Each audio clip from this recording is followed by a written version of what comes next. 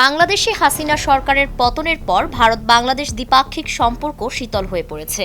এর পরিপ্রেক্ষিতে ভারতের উত্তর পূর্বাঞ্চলের রাজ্যগুলোর সঙ্গে মূল ভূখণ্ডের যোগাযোগ ব্যবস্থাও অনিশ্চয়তার মুখে পড়েছে।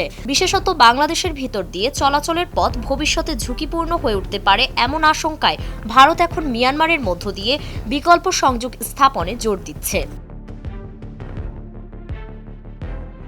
ভারতের national highways and infrastructure development corporation লিমিটেডের এক ঊর্ধ্বতন কর্মকর্তা ইন্ডিয়ান এক্সপ্রেসকে জানিয়েছেন, ১৬৬.৮ কিলোমিটার দীর্ঘ ৪ লেনের মহাসড়ক নির্মাণের পরিকল্পনা নেওয়া হয়েছে, যা মেঘালয়ের শিলং থেকে আসামের শিলচর পর্যন্ত বিস্তৃত হবে।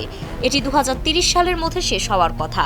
প্রকল্পটির ব্যয় ধরা হয়েছে ২২,৮৬৪ কোটি রুপি, যার মধ্যে ১৪৪.৮ কিলোমিটার পড়েছে মেঘালয়ে এবং ২২ কিলোমিটার পড়েছে আসামে। এই সড়ক চালু হলে শিলং শিলচর পথের ভ্রমণ সময় ৮.৫ ঘন্টা থেকে নেমে আসবে মাত্র ৫ ঘন্টায়।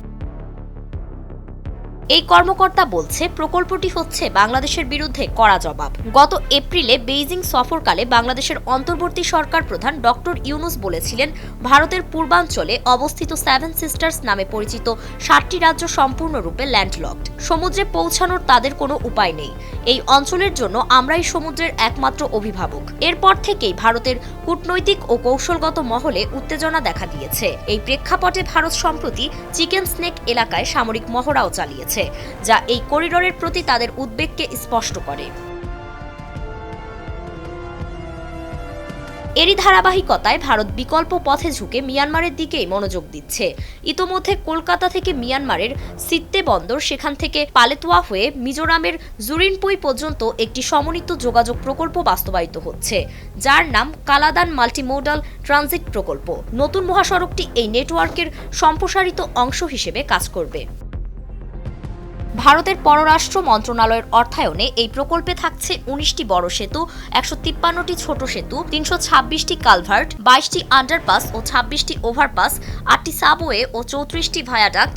এতে পাহাড়ি অঞ্চলের জন্য থাকবে ভূমিধস পূর্বাভাস প্রযুক্তি, rock anchor, wire mesh, rain gauge ও ইনক্লাইনিমেটরের মতো আধুনিক ব্যবস্থা।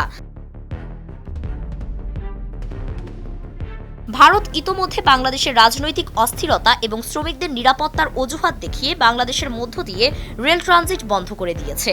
এই প্রেক্ষাপটে ভারত এখন ভুটান ও নেপালের মধ্য দিয়ে বিকল্প রেল সংযোগ স্থাপনের পরিকল্পনাও বিবেচনা করছে। এর সম্ভাব্য ব্যয় ধরা হয়েছে ৩৫০০ থেকে ৪,০০০ কোটি রুপি।